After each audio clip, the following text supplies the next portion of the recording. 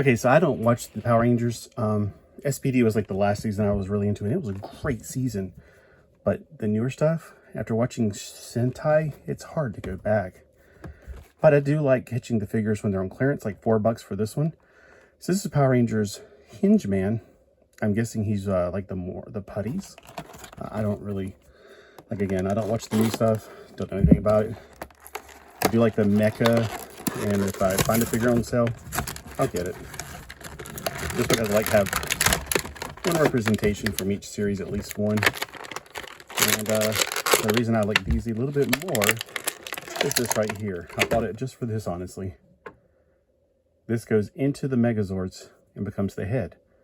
So you got a different head for every one of these figures you buy, pretty much.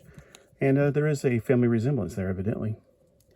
So let's look at this figure. He's pretty cool looking. He looks like a, what do they call it? A conquistador? The knights from Spain. Okay, I thought that was one piece at first. I was like, that's going to be stupid to have like a pieces like that. But he's got like a shield. And it comes with a spear-looking weapon. Alright, so let's take a look. He's really skinny. I don't know, they're that skinny in the show. The shoulder pads are really cool. That's the way I draw shoulder pads sometimes, actually. Man, that's a skinny figure. So that thing is really blinding me every time it goes by. I see the articulation for the thigh cut right here is actually down here in the ankle, or the knee. Whew, that's a pretty good knee bend. There's nothing at the boot. I thought the boot would be different, but it's actually painted. Now, what they could have done is made that a different plastic with a different color, save some paint, and give a little bit more articulation to it. Let's see, is there anything in the waist? No articulation in the waist.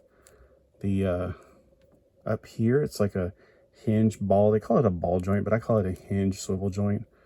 Like his elbows are also hinge swivel joints. His wrists have absolutely no articulation on them.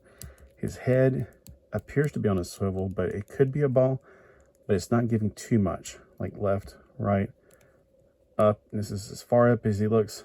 That's as far down. So I guess it is on a ball, just not with a shallow ball, more of a deep ball for the articulation.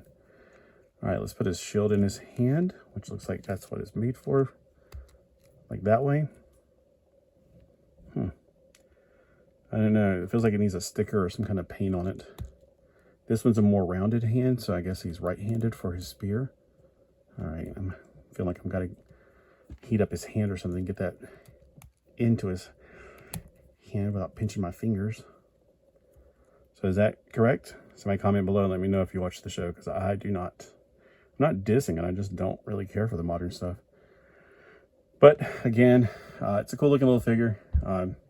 Definitely something I would add to my collection for $4, and especially with the extra head that I could put on one of my Megazords. There we go. That's my quick review and what I intend to do.